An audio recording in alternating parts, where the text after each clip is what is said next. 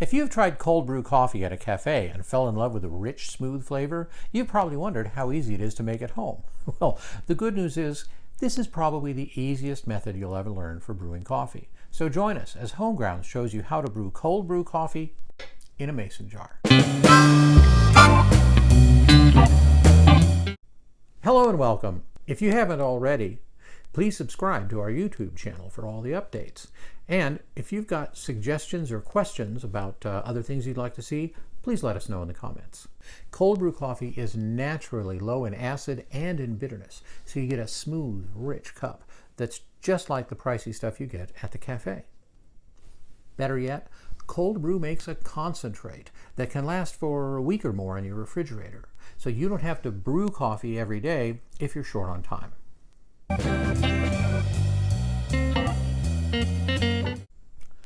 To make cold brew coffee, this is all you need. A scale to weigh your grounds, coffee beans of course, whatever kind you like, some kind of container like a mason jar, a ball jar, or anything else like that, some way of straining out the coffee, and of course a way of measuring the water so that you get the right ratio. Step one, weigh out 57 grams of beans, whatever kind of a coffee you like, and then grind them at just about the coarsest setting you can get to on your grinder, certainly much coarser than for a French roast. Next, add your coffee to the mason jar. I love to use a wide mouth funnel because every so often I get a little bit messy.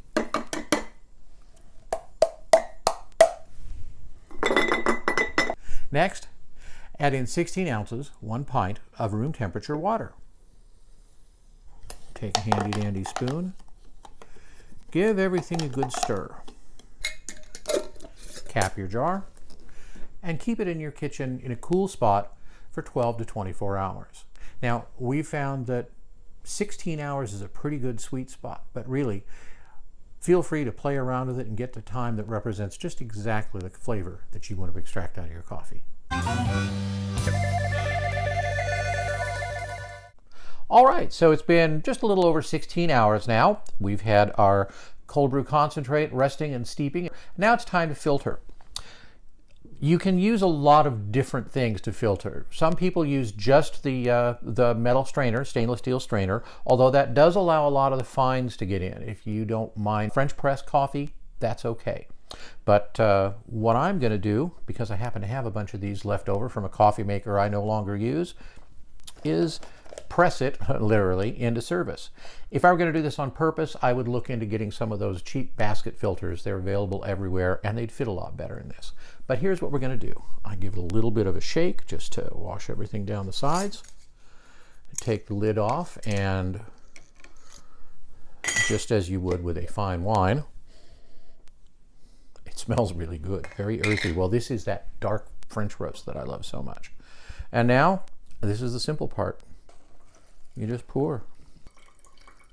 Dump in everything, including the grinds. And then it's just time to wait.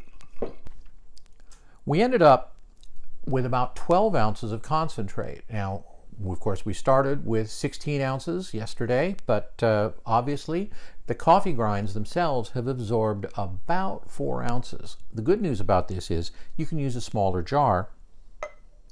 Takes up less room in the fridge. All right, now we're ready for the important part, the taste test. And I have to tell you, while we've been setting up for this, the aroma of this coffee is driving me crazy. So I can't wait for this part. But you need to know, because we've brewed this to be a 2 water to 1 coffee ratio, I've already measured 3 ounces of water into this little cup so that I can do 1.5 ounces of the coffee concentrate. So bear with me as I try not to spill. There's 1. And a half. Stir carefully. And let's take a sip. It's very smooth. There's no hint of acidity to it. And remember, I made this with French roast. Normally there's bitterness, even for those of us who love bitter coffee. There's none of that. This is incredibly smooth. And one of the things that is good about using the ice cube on top of it, if you're very careful,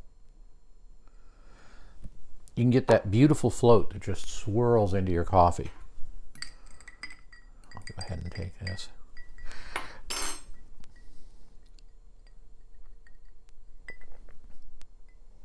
Yeah, that's good stuff. I'll drink that all summer. One other comment, a lot of people don't even use the water. They go straight to milk, half and half, or a plant-based milk. For me, I'm thinking about using coconut milk and maybe adding a little bit of brown sugar to this for that kind of a tropical effect, in which case I'm definitely going to have to stock up on paper umbrellas. So there you have it. A few minutes work, a few hours patience, and you've got about a week's worth of coffee at your fingertips. If you've decided you want to make cold brew all the time, click the description below and you'll find a link to our review of our 7 favorite cold brew coffee makers. Have you made cold brew coffee? Do you have any suggestions or tips for our viewers? If so, let us know in the comments. And until next time, this is Scott Fisher at HomeGrounds asking, how do you take your coffee?